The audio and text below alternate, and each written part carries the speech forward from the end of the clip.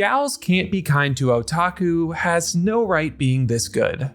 The nerdy high school boy having the popular girl fall in love with him is a trope as old as time, and leaning into it as hard as this show does seems like a textbook recipe for an eye-roll-inducing romantic comedy.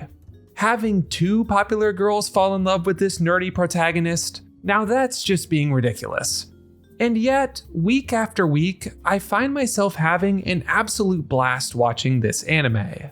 More importantly, I think that it is incredibly self-aware of how it comes across, and twists those expectations it elicits to give everything just a little more depth.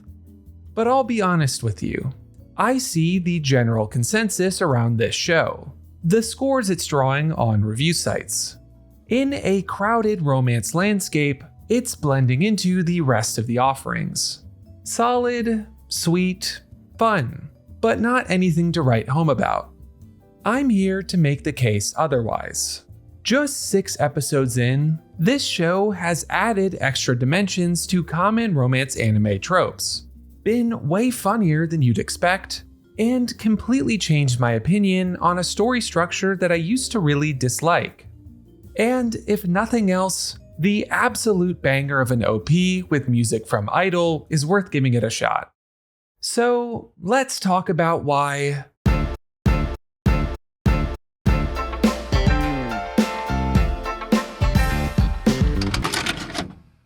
Otagal is incredibly transparent in its structure. This is a love triangle, no doubt about it. Fun fact, I don't normally like love triangles.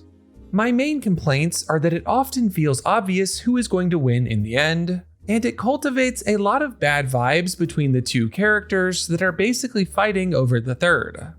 Love triangles are zero-sum games. You can't have romance bloom between one pairing without it necessarily dying between the other. Also, it commonly comes down to a choice between a good life with someone you like versus a worse life with someone you love. And while that makes for great drama, it always strikes me as not being particularly romantic. Otagal is genuinely redefining to me how a love triangle can play out, while still retaining the tension that makes this storytelling technique so compelling. Maybe more than any other show I've seen, it manages to sit the two love interests on equal footing. We meet them at the same time, and in basically the same context. As their relationships grow with Takuya, one of Kei or Kotoko may have a moment with him, but the other is always close behind. Kei, being an otaku like Takuya, provides an easy connection, but Kotoko has her own touchpoints with him. That's another reason I think this love triangle works so well, actually. It uses the two romantic sides to explore different ways that love can manifest. Kei and Takuya share a common interest, can bond over feeling the need to smother their fandom a bit around others, and are both inexperienced with love. Kei is showing a side of herself that no one else really gets to see, and they both find love in getting to be their true selves. Kotoko and Takuya connect over completely different things. Their relationship is all about the joy that can be found in sharing yourself with someone else, embracing and relishing the differences that you have with someone that you love and are drawn to. Kotoko is much more aware of the feelings swirling between the group, and begs the important questions about romance.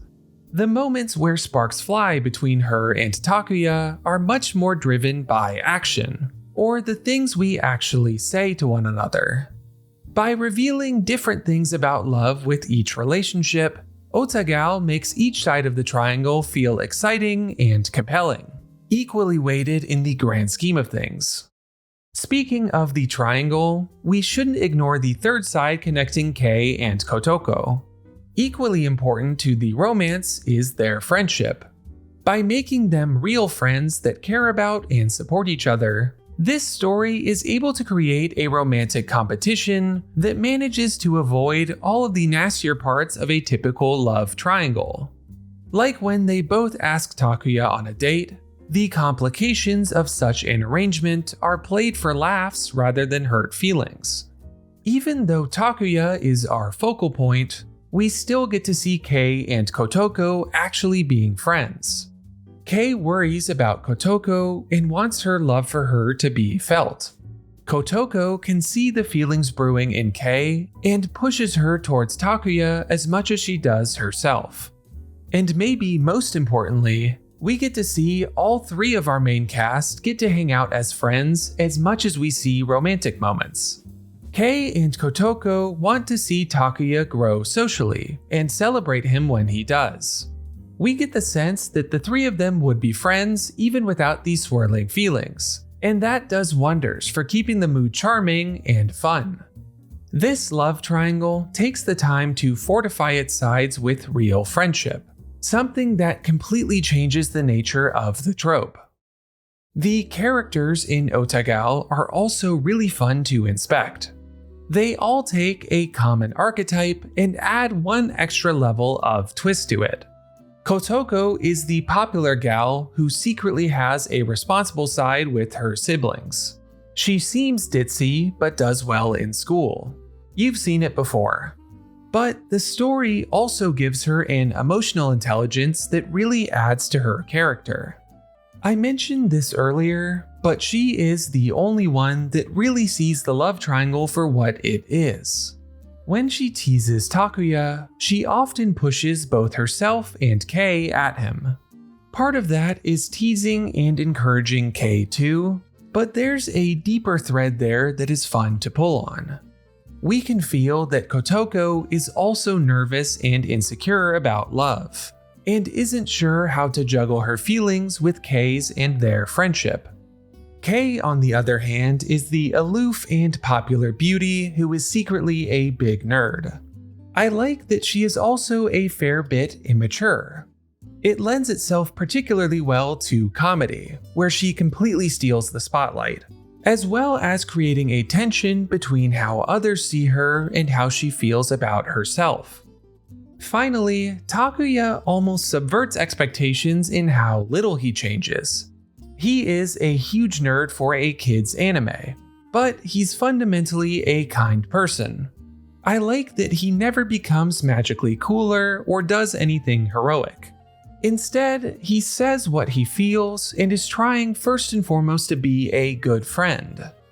Now, that does make the start to this anime feel a bit Deus Ex Machina, wish fulfillment-y, but overall I like the trade-off. Just like what it did with the love triangle trope, Otagal takes romcom character archetypes and gives them just a little extra twist. Those small tweaks pay off in a big way when it comes to making this anime feel fresh. Gals Can't Be Kind to Otaku isn't trying to reinvent the wheel. It's trying to take a bunch of common wheels and change little things about them. At the end of it, you have a brand new wagon. That sounds a bit grandiose, but I really think this anime as a whole is far greater than the sum of its parts. It's as fun as it is interesting, as sweet as it is funny, and it manages to create a balanced love triangle story, which I really didn't think was possible. So even if it's not blowing the doors off of my anime list or anything, I think it deserves its flowers. In a season full of good romance anime, this is the one that I keep finding myself thinking about, checking when the next episode is dropping, and smiling the whole way through. I hope it'll keep it up all the way through its first season. And that ends today's episode of Love and Anime. I hope you enjoyed. I really have been sitting on this one for a good minute now. I kept telling myself that this show wasn't as good as I was imagining, that it was just some shallow fun. But then I found myself rewatching it again one night and still having a blast, and knew I had to make a video. I gotta stake my claim sometimes, and maybe this will get the anime even marginally more attention.